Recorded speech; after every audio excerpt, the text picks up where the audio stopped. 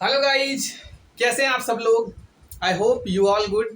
Today I will discuss about flow of liquid, यानी द्रव के प्रवाह के बारे में आज हम आप लोगों के सामने चर्चा करने जा रहे हैं। ठीक है, क्या है द्रव का प्रवाह, यानी फ्लो ऑफ। शायद इससे नहीं दिख रहा होगा, चेंज कर लेते हैं। Flow of liquid. अब इसमें हम क्या क्या पढ़ेंगे उसके बारे में पहले चर्चा कर लेते हैं। मेरा पहला टॉपिक रहेगा आइडियल लिक्विड। ठीक है, मेरा पहला टॉपिक क्या रहेगा, आइडियल लिक्विड यानी आदर्श द्रव। पहला टॉपिक आदर्श द्रव। दूसरा stream line flow and turbulent flow. इसका मतलब क्या होता है, स्ट्रीम लाइन फ्लो का मतलब होता है धारा रेखीय प्रवाह और प्रक्षुब्ध प्रवाह। ठीक है, धारा रेखीय प्रवाह और प्रक्षुब्ध प्रवाह। इसका हिंदी लिख लेते हैं, धारा रेखीय प्रवाह और प्रक्षुब्ध प्रवाह। ठीक है, ये हम दूसरे टॉपिक के बारे में चर्चा करेंगे। तीसरा टॉपिक हमारा क्या है, critical velocity. Critical velocity of liquid मतलब क्रांतिक वेग, लिक्विड का क्रांतिक वेग। हिंदी होती है क्रांतिक वेग। और चौथा होगा श्यानता यानी विस्कोसिटी। ठीक, और पांचवा होगा हमारा वेलोसिटी ग्रेडियंट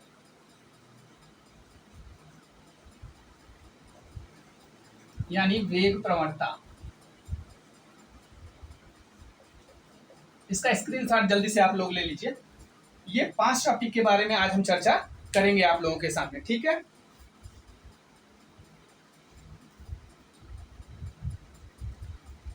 इन 5 टॉपिक के बारे में आप लोगों के सामने आज हम चर्चा करने जा रहे हैं। इसको आप स्क्रीनशॉट ले लीजिए।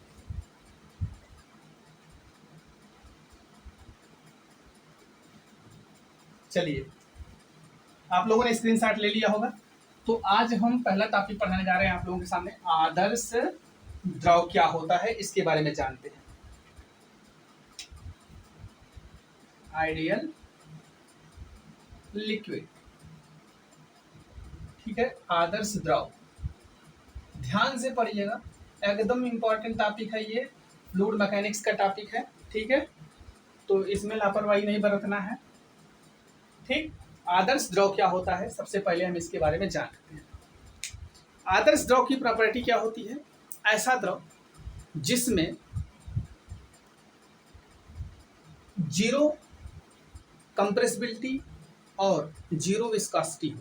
ठीक है, मतलब ऐसा द्रव जिसकी जीरो कंप्रेसिबिलिटी हो और जीरो विस्कोसिटी। जीरो कंप्रेसिबिलिटी का मतलब क्या होता है, जीरो मतलब होता है शून्य संपीड्यता, कंप्रेसिबिलिटी का मतलब होता है संपीड्यता। जीरो यानी शून्य संपीड्यता और शून्य श्यानता। जिस द्रव के पास शून्य संपीड्यता और शून्य श्यानता हो उसे हम क्या कहते हैं, आदर्श द्रव कहते हैं। ठीक है, आप लोगों ने समझ लिया होगा। इसकी 2 प्रॉपर्टी है, इसको आप नोट कर सकते हो। जीरो कंप्रेसिबिलिटी, ठीक है, और दूसरा क्या है, जीरो विस्कोसिटी। ठीक, मतलब जीरो यानी शून्य संपीड्यता और शून्य श्यानता। अब हम आपको बताते हैं संपीड्यता का मतलब क्या होता है और श्यानता का मतलब क्या होता है। इन दोनों के बारे में हम नीचे लिख देते हैं, ठीक है। जीरो कंप्रेसिबिलिटी का मतलब ये होता है किसी भी द्रव के आयतन में हम उसको दबा करके, कंप्रेस करके परिवर्तन नहीं कर सकते हैं, ठीक है। शून्य परिवर्तन होता है। अगर हम किसी द्रव के आयतन को हम प्रेस करें तो उसके आयतन में जीरो परिवर्तन होता है, यानी शून्य, नो चेंज, कोई चेंज नहीं होता उसके आयतन में। अगर आप एक एटमॉस्फेरिक प्रेशर के बराबर यदि आप उसको दबाते हो, एक वायुमंडलीय दाब के बराबर अगर आप दबाते हो किसी भी द्रव को, तो उसमें जो है 0.0000048 का भिन्नात्मक परिवर्तन होता है, ठीक है। लेकिन ये इसको नगण्य मान लिया जाता है, इसको माना जाता है कोई परिवर्तन नहीं हुआ है, ठीक है।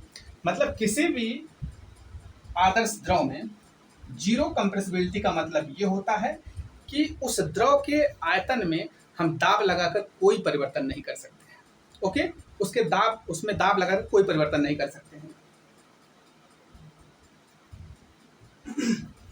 ठीक। अब शून्य, इसमें आप लिख सकते हो कि किसी भी द्रव पर हम दाब लगाकर उसके आयतन में परिवर्तन नहीं कर सकते हैं, इसको आप लिख सकते हो। जो मैं बोल रहा हूं वही आपको लिखना है।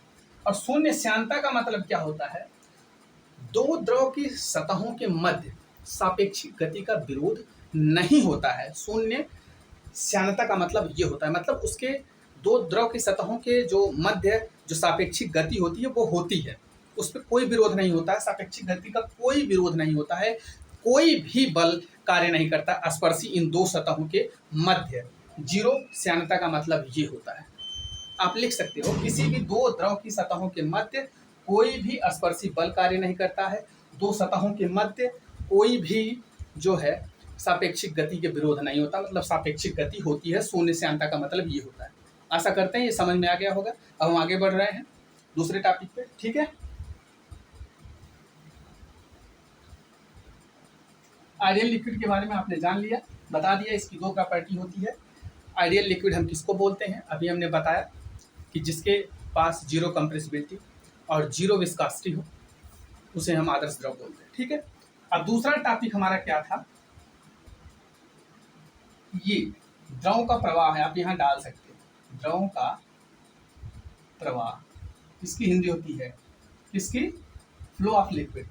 अब द्रव का प्रवाह कितने तरीके से होता है इसको जानना बहुत जरूरी है। अब द्रव का प्रवाह हमारा दो तरीके से होता है। पहला क्या होता है, अभी मैंने बताया ना, streamline flow and turbulent flow. तो उसी यही दो प्रकार में ही यहाँ पे चर्चा करूंगा। वो द्रव का प्रकार है, मतलब द्रव के प्रवाह का प्रकार है, जो भी इसके पहले बताया हमने हेडिंग पे। तो स्ट्रीमलाइन फ्लो, स्ट्रीमलाइन फ्लो का मतलब होता है धारा रेखी प्रवाह,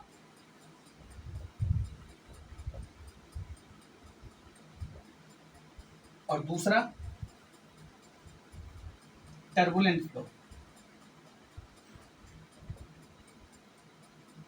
यानी प्रक्षुब्ध प्रवाह। अब इसके बारे में जान लेते हैं भाई, धारा रेखी प्रवाह क्या होता है, प्रक्षुब्ध प्रवाह क्या होता है। धारा रेखी प्रवाह क्या होता है इसके बारे में, ये दिस इज वेरी इंपॉर्टेंट, और इसी का यूज हम करेंगे पूरे इस द्रव के प्रवाह में। इसका कोई यूज नहीं होगा क्योंकि ये एक मतलब बेकार कह सकते हैं उसको, टर्बुलेंट फ्लो।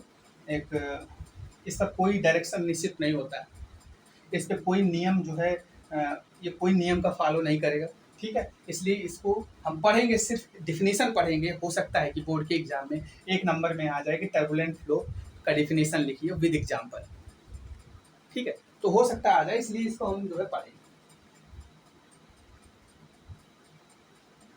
ठीक है।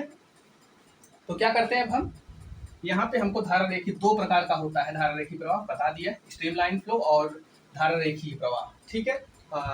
और टर्बुलेंट फ्लो जिसको कहते हैं प्रक्षुब्ध प्रवाह। धारा रेखी प्रवाह किसे कहते हैं? द्रव का ऐसा प्रवाह जो किसी एक ही बिंदु से होकर गुजरे, मतलब द्रव के जो कण हैं, ठीक है, जब द्रव का प्रवाह हो रहा हो तो उसका कण, जैसे मान लीजिए किसी एक पॉइंट से होकर गुजरे, मान लीजिए हम इसको मान लेते हैं ए बी सी, ठीक है। ये पहला पॉइंट है, ये दूसरा पॉइंट है और ये तीसरा पॉइंट है। मतलब धारा रेखी प्रवाह का मतलब ये होता है कि अगर द्रव का एक कण इससे होके गुजर रहा है तो द्रव का दूसरा कण भी इसी से होके गुजरेगा। ठीक है, तीसरा कण भी इसी से होके गुजरेगा, इसी पॉइंट से। धारा रेखी प्रवाह का मतलब ये होता है। और वही हाल बी से भी, ये दूसरा पॉइंट है, यहाँ से जब पहला कण गुजरेगा, दूसरा कण गुजरेगा, तीसरा कण भी यहीं से गुजरेगा। धारा रेखी प्रवाह का मतलब ये होता है। और ये देखोगे धीरे धीरे तो एक पथ का निर्माण कर लेता है, इसी को हम कहते हैं धारा रेखीय पथ। ठीक है, और इसी धारा रेखीय प्रवाह को क्या कहते हैं? धारा रेखाएं कहते हैं। ठीक है, और हाँ एक चीज और, मतलब अलग अलग बिंदु पर, ठीक है, अलग अलग बिंदु पर कण का वेग अलग अलग होता है। द्रव के कण का वेग अलग अलग होता है। मतलब यहाँ पे पहला कण गुजरा तो उसका वेग v1 है, यहाँ से पहला कण गुजरा वही कण गुजरा, तो अलग अलग बिंदु पर द्रव के कण का वेग अलग अलग होता है। पहला पॉइंट ये है, दूसरा पॉइंट ये है, तीसरा पॉइंट ये, यहाँ v2 हो जाएगा। यहाँ पे स्पर्शी खींचेंगे तो यहाँ v3 हो जाएगा। और धारा रेखा के मार्ग में किसी बिंदु पर अगर हम टेंजेंट लाइन खींचते हैं तो ये जो टेंजेंट लाइन मतलब स्पर्शी रेखा जब खींचते हैं तो ये स्पर्शी रेखा उसके वेग की दिशा को बताता है। ठीक है, यही स्पर्शी, चाहे इस बिंदु पे खींचे चाहे धारा रेखा के इस बिंदु पर खींचे, सब जो है वेग की दिशा बताएगा। यहाँ वेग अलग अलग है क्योंकि मैंने बताया कि धारा रेखा के मार्ग में अलग अलग बिंदु पर अलग अलग बिंदु पर वेग का मान जो होता है क्या होता है? अलग अलग होता है। और ये जो स्पर्शी हमने खींचा, मान लो ये है ए बी और ये सी है।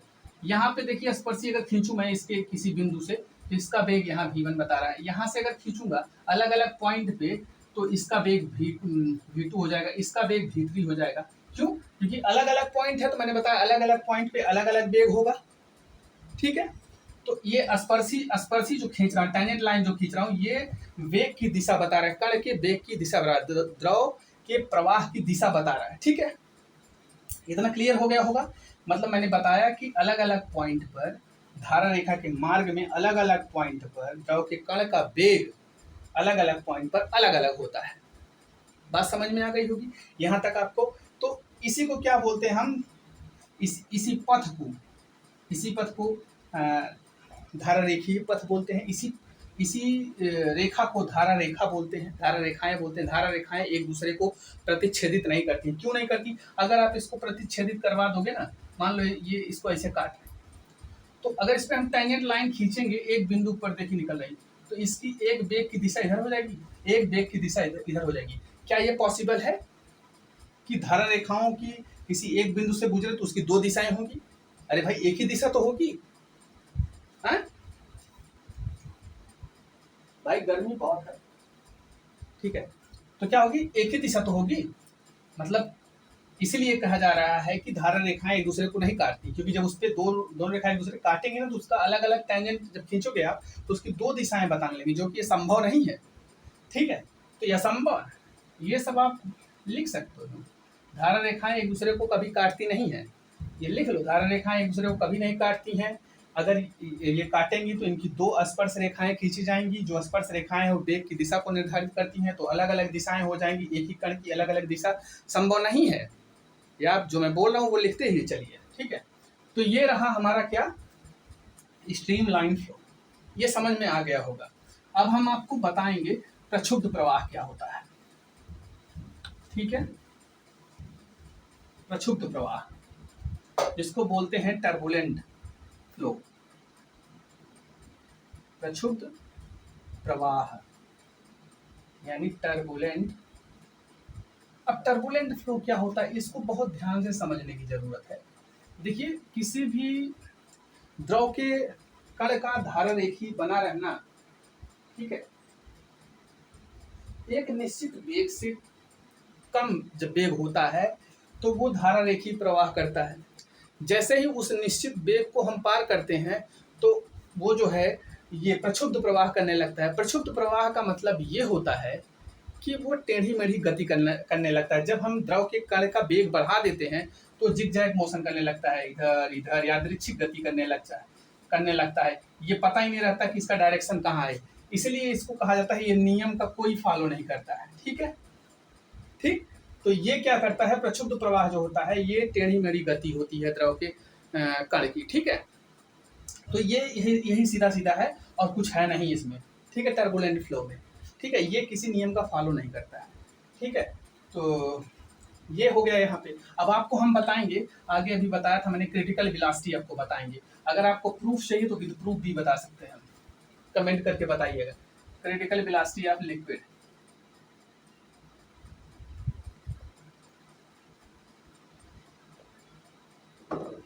मतलब क्रांतिक वेग, द्रव का क्रांतिक वेग।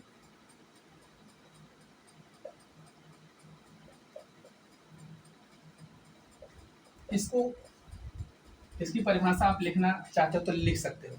द्रव का वह अधिकतम मान, द्रव के वेग का वह अधिकतम मान जिस पर धारा रेखीय प्रवाह होता है, ठीक है।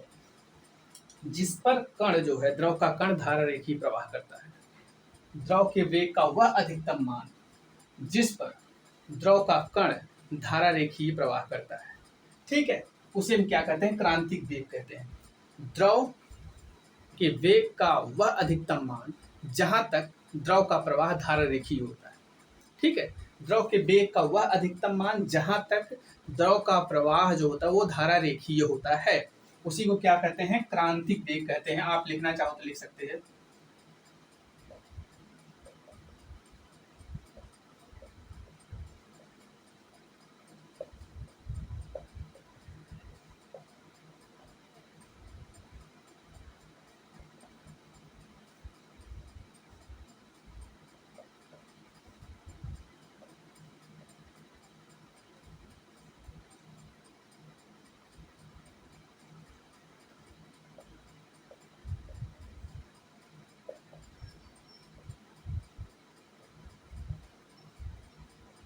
ठीक है, इसको आप उतार सकते हो।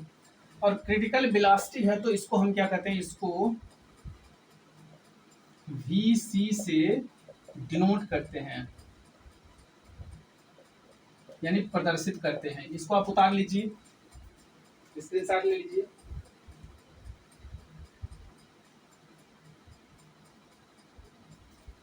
ठीक है, अब VC बराबर क्या होता है, नीटा, और यहाँ पे हम लिख सकते हैं K अपान रो ए। अब यहाँ पे अगर आप लिखना चाहते हो तो VC क्या है, क्रिटिकल वेलोसिटी है, यानी क्रांतिक वेग है। नीटा क्या है, विस्कोसिटी है, इसके बारे में हम चर्चा करेंगे, ठीक है। श्यानता जिसको बोलते हैं, अभी आगे चर्चा करेंगे, जस्ट इसके बाद ही उसका नंबर है। ये क्या है, ये डेंसिटी ऑफ लिक्विड है,